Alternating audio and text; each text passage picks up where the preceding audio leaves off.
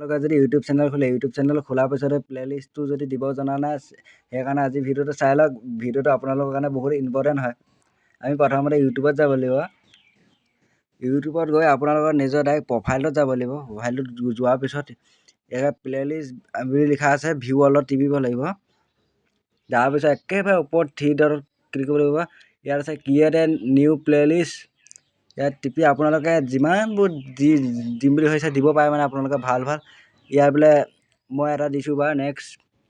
ইয়াত পাব্লিক কৰিব লাগিব। ইয়াত আপোনালোকৰ যি মন যায় তাকে লিখিব পাৰে, বা মানে হাই ফেন স্পীড লিখি দিছোঁ।